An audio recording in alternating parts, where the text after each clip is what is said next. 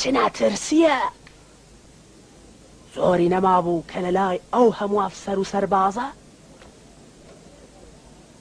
پەلامار باتە سەر ئیمپراتور. ئایچە نەتاندی کە ئیمپراتور چنی تووڕە بوو تا ئیستا کەس ئیمپراتوری ئەوەندە سووک و بیبایخ نەکرد بوو.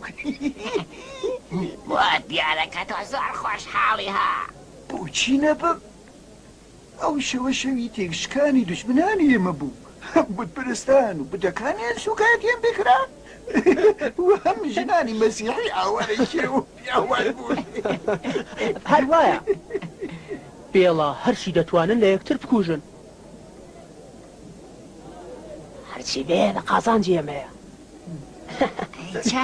بەڵام ئێمە دەبێت ڕوومیەکان یارمەتی بدەین لەگەڵ ئەوان دەتوانین ڕێکەوین بەڵام لەگەڵ موحدین ناکەتم بەدڵە. باشە زۆر باشە.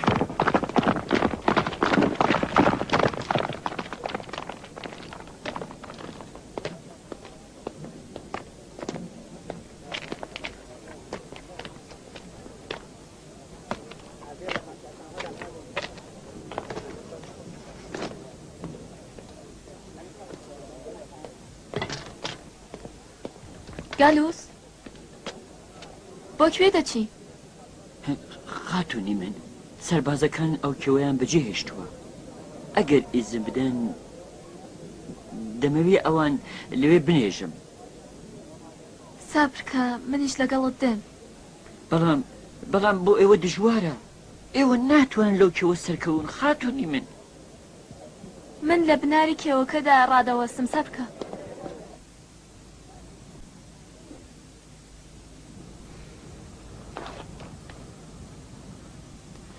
لەو سەرە چ باسە؟ بۆچی نایەنەوە؟ درەنگ نییە خاتونی من دێنەوە. یانی تەرمەکانیان چی لە هاتووە؟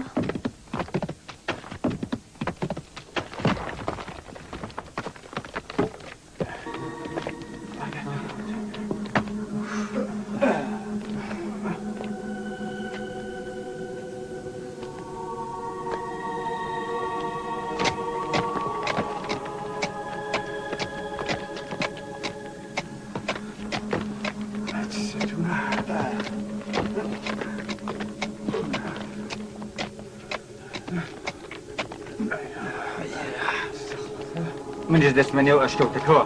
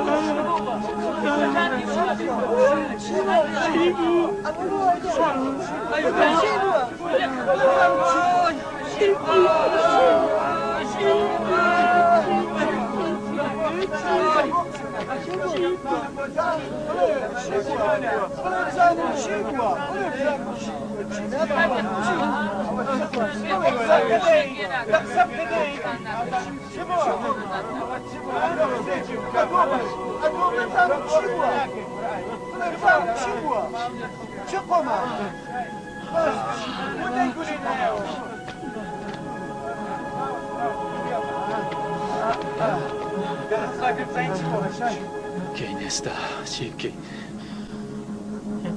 ئێستا کە نەمانتوانین ڕزگاریانکەین یعنی ئەسپەردەشیان ناکەین. مەگەر ئەوان مردبوون کە ئەسپاردەی خاچیان بکەین. چی دەڵێ؟ تکایە ئارام بن، ئارامیشی خۆتان بپارێزن، سەبرکەن تا بزانین کە دەتوانین چی بکەین. سەبرکەن، ئارامیشی خۆتان بپارێزن، لەسەر خۆ بن، هێدی بن، سەبرکەن. ئەسڵەن چۆن دەتوانێت ئەوان بنێژن؟ ئەسڵەن دەوێت ڕەنگ جارێکی دیکە بچنە نێو ئەشکەوتەکەوە، ها؟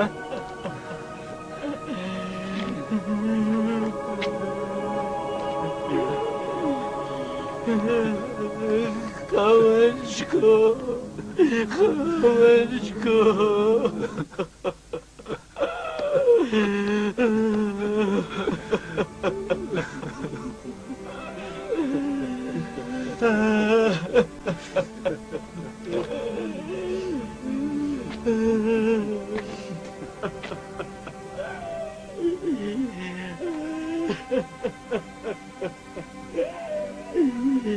ئێستا وەڵام ئێوان چی بدەینەوە؟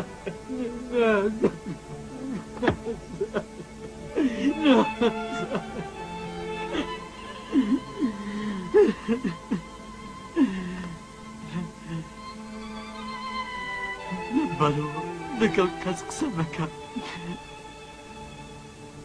تەنیا بە ئەوان بڵێ ناتوانین ئەسپەردەیان بکەین باشتر وایە لە ئارامشی خۆماندا بمێنینەوە ڕۆحی باشتر وایە کە لێرە بمەوە وەرە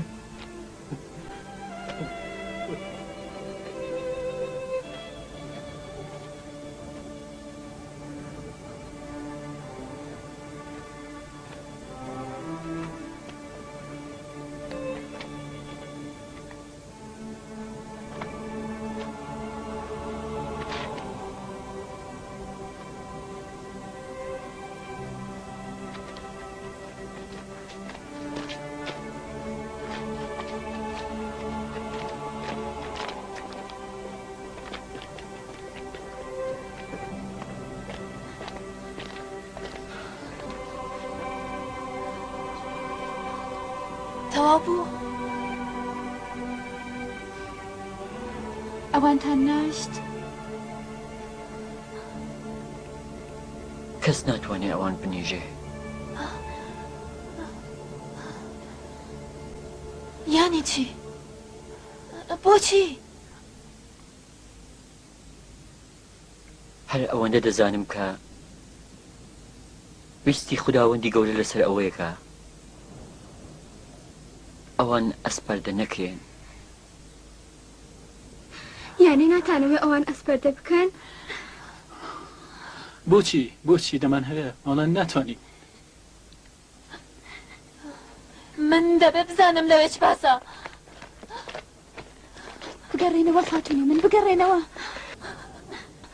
ئەسڵەن ناکرێ خاتونی من ئەگەر بکریایە ئەوان بنێژین دڵنیا بن کە ئەم کارەمان دەکرد خاتونی من بۆچی بە ئێمە ناڵێن چی بووە لەوێ چ باسە ئێوە چی دەزانن کە لە ئێمەیە شارنەوە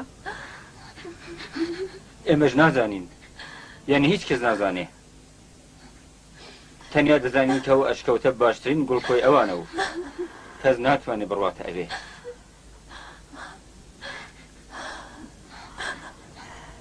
خاتونی من تکا دەکەم کە بگەڕێنەوە من هەوڵ دەدەم بۆ ئێوەی بگەرمەوە کە چیم دیوە تکا دەکەم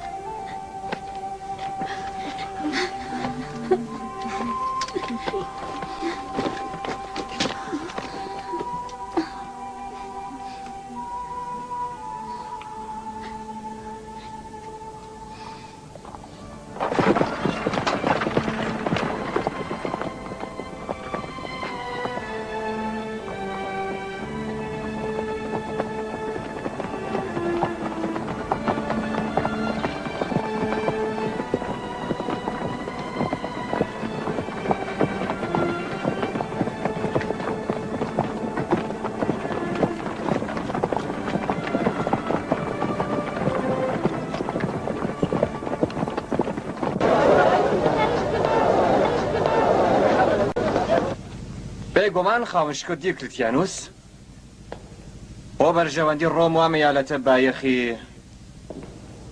زۆرتر لە خزم و کەسوکاری خۆیان دادەنێن کەوایە بارکی سەرشانم دەزانم بەڵێم کە من دڵنیام کە خاتو هێلن وەکو مێردەکەی ماکسیمیلیان تاقانە پەرستەوە خۆداکانی ئەمە قبول نییە بە هەموو کەسەی ئەمە دەزانێت کە دڵپیسی و ناپیاوی تۆ سەرچاوی ئەم قسە پوچانەیە ئەتۆ درۆزنە زیاتر نیت تۆ دەتوانێ ئەو شتانەی کە وتت بیسەلمێنی جۆلیۆس؟ دەیسەلمێنم. بەڵگەشت هەیە؟ بەڵێ، وەلە ڕۆژە کە دادگا پێک بێت تەواوی بەڵگەکانم بە خزمەتیەوە دەدەم.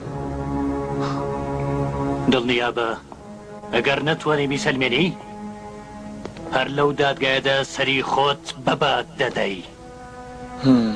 قبوڵی دەکەم.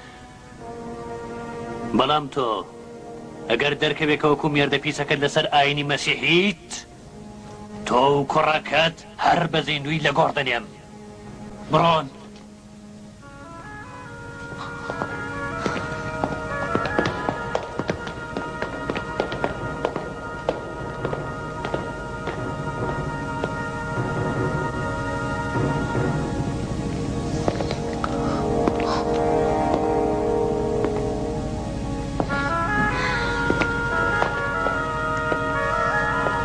تەواوی ئەم هەڕەشانە ئاکامی نییە. زۆر ناخایەنێ کە ئەم خیانەتانە لەبیر دەچنەوە و خوداپەرستان هەر بەم چەشنە پەرەپێدانی بیر و باوەڕی خۆیان درێژە پێ دەدەن. دەبێنێ خاوەنشکۆ باشتر وایە بۆ سەرمەشقی باقی خوداپەرستەکان و لەبیر نەچوونەوە سەزادانی خاینەکان ئەم ڕووداوە لەسەر لەوحێکی بنووسرێ و لە کۆشکدا لەبەر چاو ڕاگیرێ.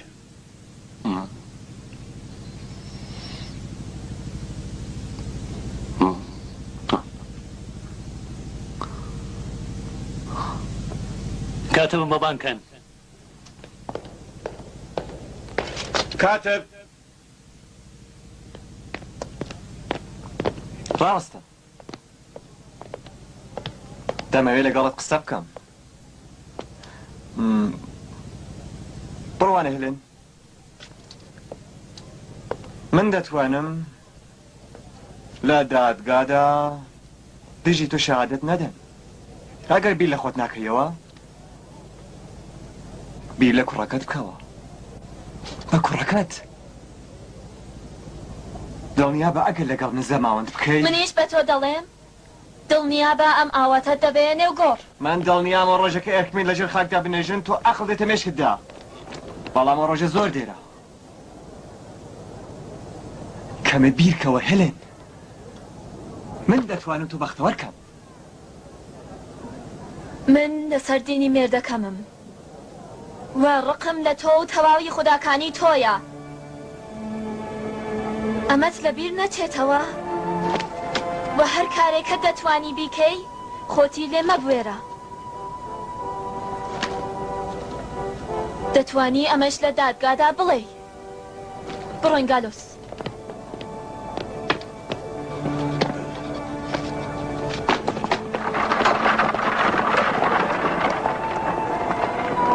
لەم کارت پەشیمان دەبیەوە هێلن، دەبینی؟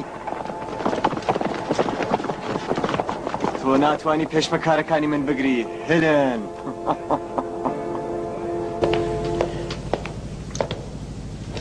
لە خزمەتتان خاوەنشکۆ.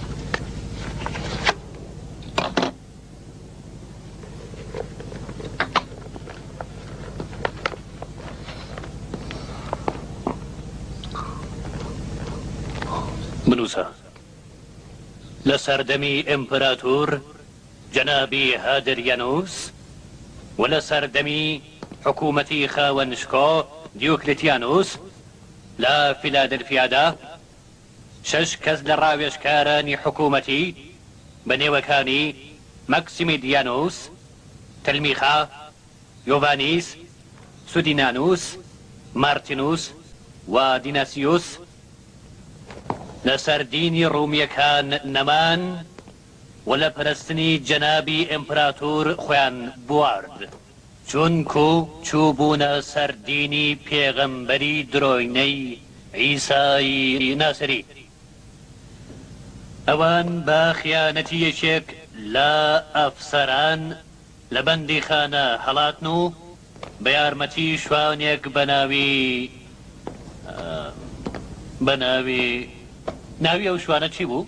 ئانتۆنیۆس خاوشکۆ. ئەنتۆنیۆس لە شکەوتێک لە کێوی ئەندلوسا خۆیان حەشاردا، بەڵام سەربازانی ئێمپراتۆر ئەوانیان دۆزیەوە و بە فەرمانی فەرمانداری فیلادەلفیا خاوەنشکۆ دیۆکلێتیانۆس هەر لەو ئەشکەوتەدا لەبەندکران تا لە بەرچێتی و تینوێتیدا بمرن و هەر ئەو ئەشکەوتە بوو بە گۆڕی ئەوان.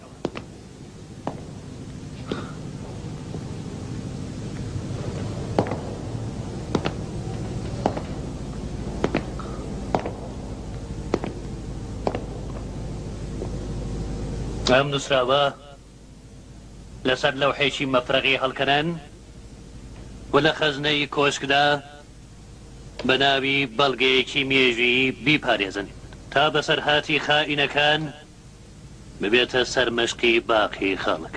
بەسەر چاو خاوشکۆ.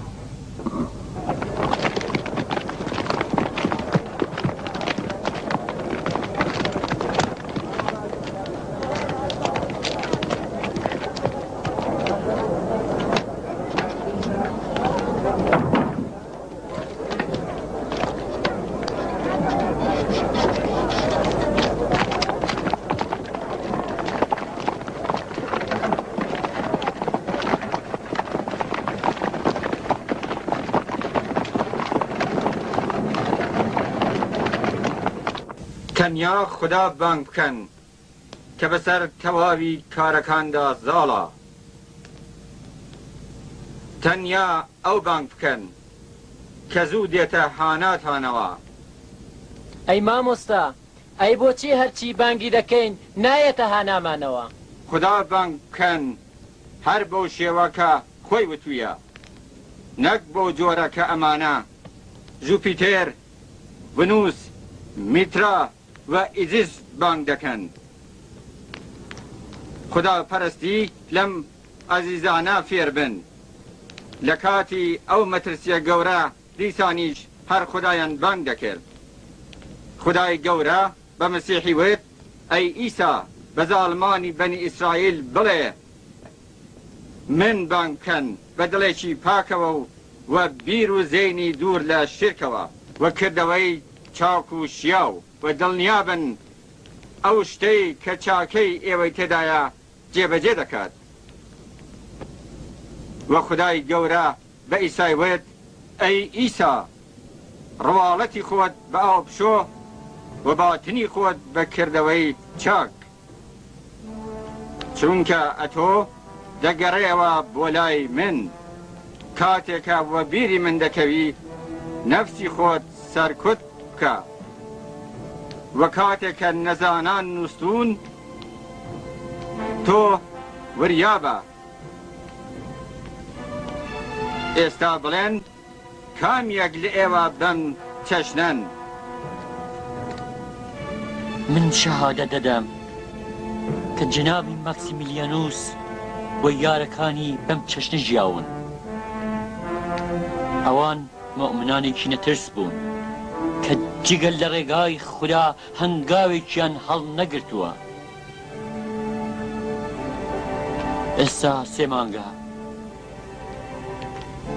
کە ئەو پیاوە چاکانە لەگەڵ کۆی خۆیاندا ڕاکشاون، وەرن هەمومان پێکەوە بۆ شادی ڕۆحی ئەوان دوعا بکەین و سڵاو و درودی خۆمان بنێرین بۆ ئەوان. خودایە، ئەمانە بۆ قایم بوونەوەی دینی تۆ لێرەدا کۆبوونەتەوە. ئێمە بۆ پێڕەویکردن لە شەهیدانی ئەشکەوتی ئانجلۆز یارمەتی بدە. ئامین. و ڕۆحی ئەوان لەگەڵ پێغەمبەرەکانت مەحشور بکە. ئامین. و سڵاو و درودی خۆت بنێرە بۆ ئەوان. ئامین.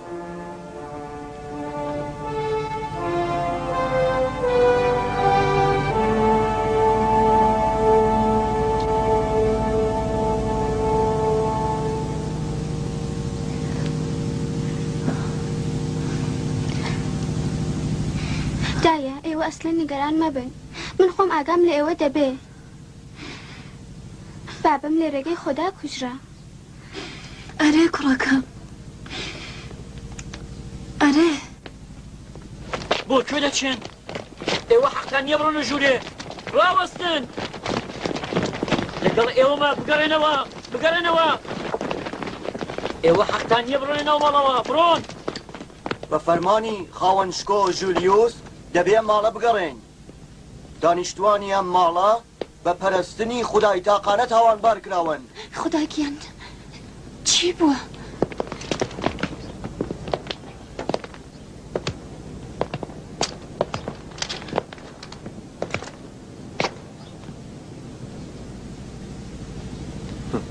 دەبینەوە کە خاتوو هێلێن زۆر ترساون. بێشەرم چیت دەوێت؟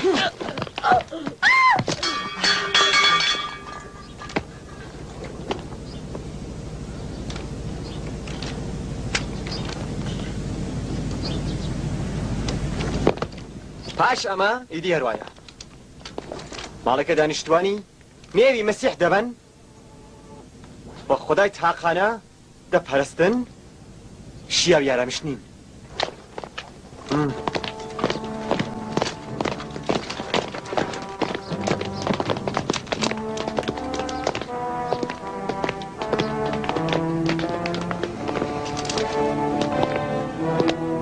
هەر کات کارتان تەواو بوو لەبەر چاومبەن بن.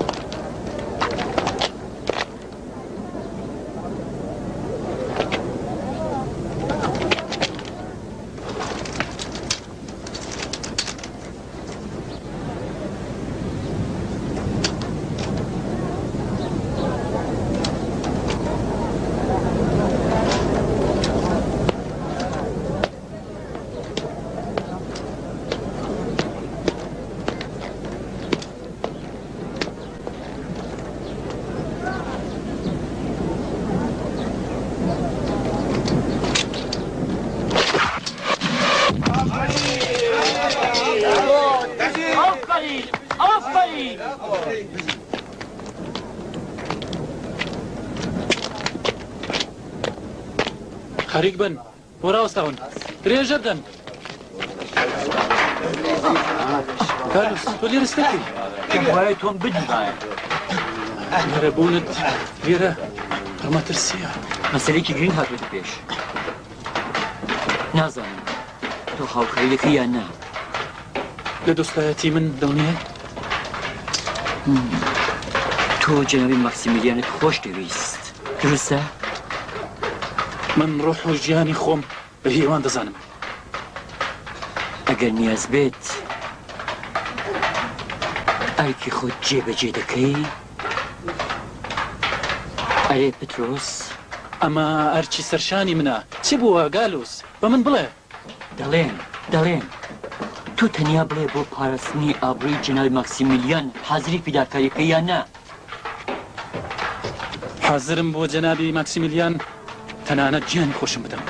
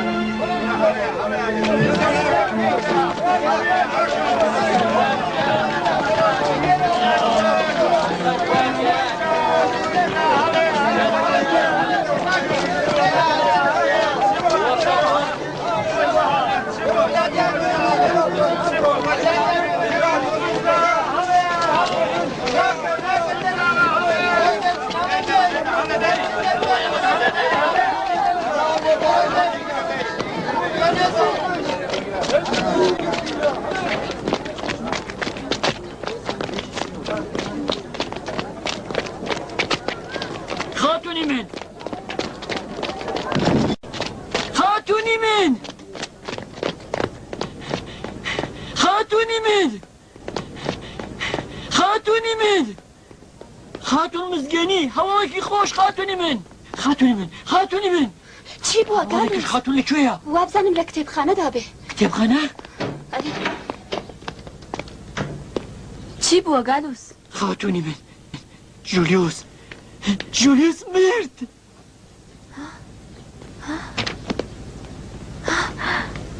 ئەو مرد شکر بۆ خوددا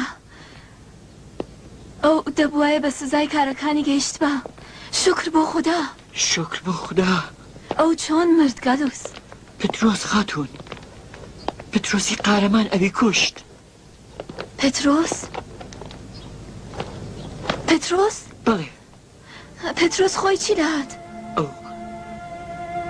ئەو گیانی خۆی لەم ڕێگایەدا بەخت کرد خاوەنشکۆ پاش ئەمە هیچ کەس ناتوانێت زیانە بە خاتونی ئێوە بگەێنێ دڵنیابن خدایە پترۆسی قارەمان لە ڕەحمەتی خۆت بێبەش مەکە بە ئەو لەگەڵ پیاو چاکان هاونشین بکە خاتونی من ئەو قارەمانە نەمرد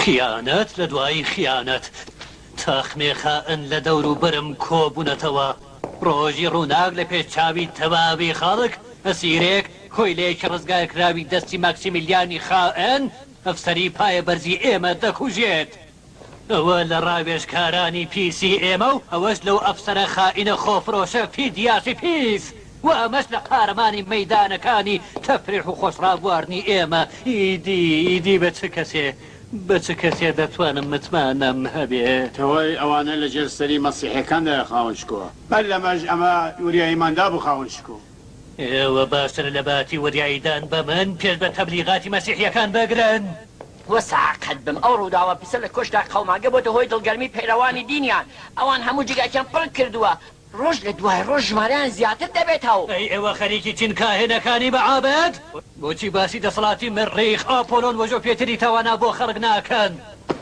خاوەن شکۆ ئێمە حاولی خۆمان داوە بەڵام بێفایدەیە هەرچی زیاتر هەوڵ دەدەین کەمتر بە ئاکان دەکەین. قسەی پڕۆپۆچ قسەی پڕۆپۆچ دەکات. من چۆن بزانم کە ئەم دینە تازەیە لە نێو کاهینەکانی مەعابدیشدا پەرەی نەسەندووە. چۆن بزانم کە خائینی دوایی تۆ نیت یان تۆ بیان کوژن تەواوی پێڕەوانی ئەم ئاینە تازەیە سەر ببڕن. تەنانەت یەکی کەسیشیان بە زیندوو مەهێڵنەوە بیان کوژن.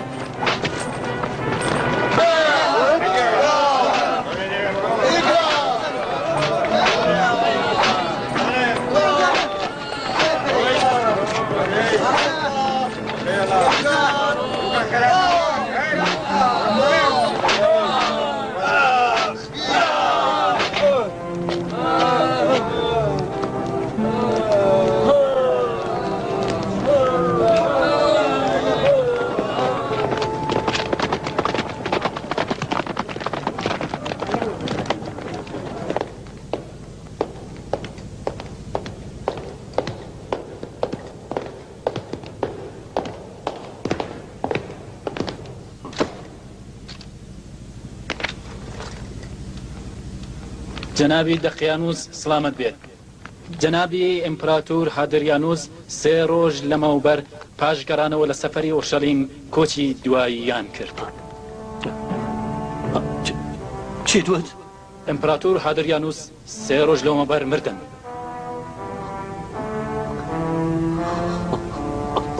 پەمادە بەمە بەرجۆ پێتری بەرز و توانە بەرگەی ئەم خەمە گەورەیە چلۆن بگرم. تەواوی هیوای من لە ڕۆمدا بەڕێزیان بوو. من هێشتا بەسەر خەیانەتەکانی ناوخۆیدا زاڵ نەبوومە. پاشەمە پیلانەکانی ڕۆم دژی حکوومەت چۆن بەرپەرزدەمەوە.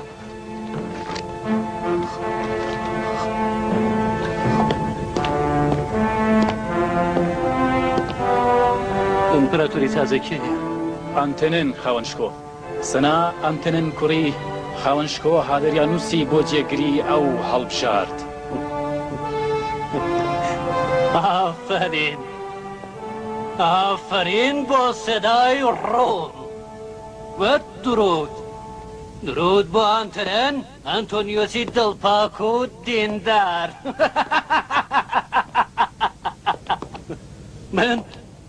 من دڵنیام کە پەیوەندی ئێمە لەگەڵ ئانتێنن دۆستانەتر لە پەیوەندی ئێمە لەگەڵ هادریانوس دەبێت.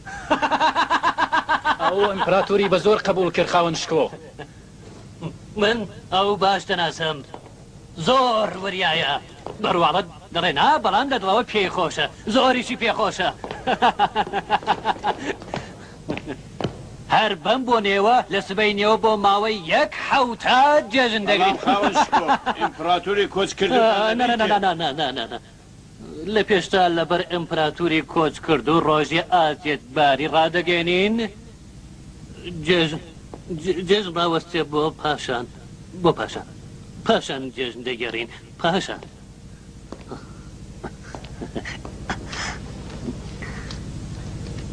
هەواڵێکی خۆش خاتونی من هەواڵێکی خۆش خاتونی من. چی بۆ گالوس؟ ئەم جارە کامل هۆڕچووەتە جەهەنەم. ئادریانوس خاتونی من جنابی ئادریانوس. خوایە شکرت.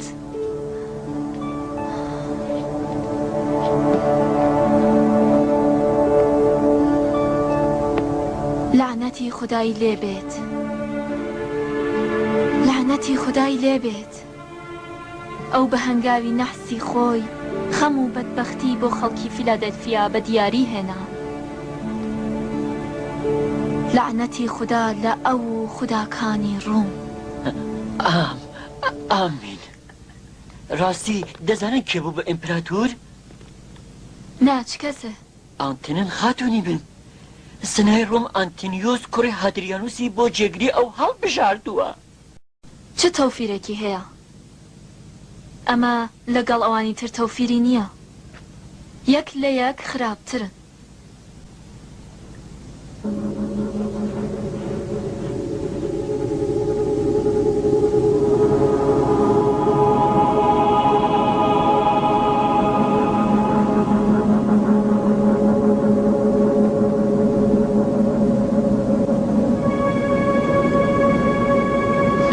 ئێستا یارانی ئەشکەوت 20 ساڵەکە لە پەنای لوتفی خالقدا نوستون هەروواکە جیهانی دەرەوەی ئەشکەوت لەوان بێخەبەرە ئەوانیش لە جیهانی دەرەوەی ئەشکەوت و ئەو شتەی تەقدیر دیاری کردووە بێخەبەر